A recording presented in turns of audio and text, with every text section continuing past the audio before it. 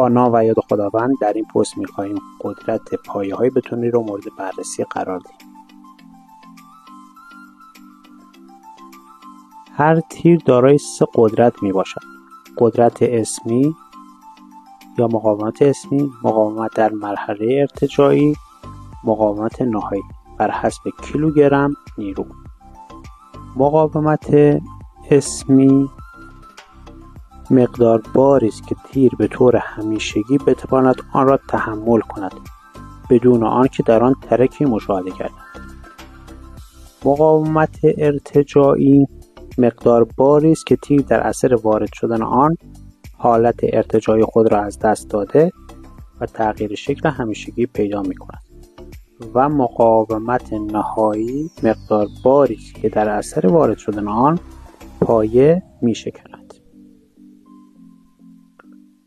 مقاومت ارتجاعی 1.5 برابر مقاومت اسمی می باشد. یعنی اگر 200 را در 1.5 ضرب کنیم میشه 300 و الی آخر. مقاومت نهایی برای تیرهای با قدرت 400 کیلوگرم و کمتر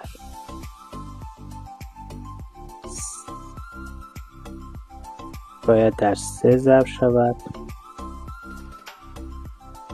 3 را در 200 ضرب کنیم میشه 600. 3 در 400 میشه 1200 و برای تیرهای بیشتر از 400 کیلوگرم 2.5 برابر قدرت اسمی می باشد.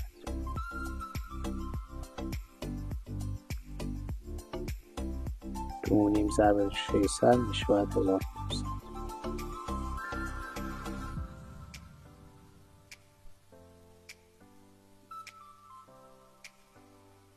اینجا هم که توضیحاتی که بهتون دادم در مرحله ارتجاعی 1.5 برابر قدرت اسمی و برای مقاومت نهایی با تیرهای با قدرت 400 کیلوگرم نیرو و کمتر 3 برابر قدرت اسمی و با قدرت‌های بیشتر از 400 کیلوگرم 2.5 برابر قدرت اسمی.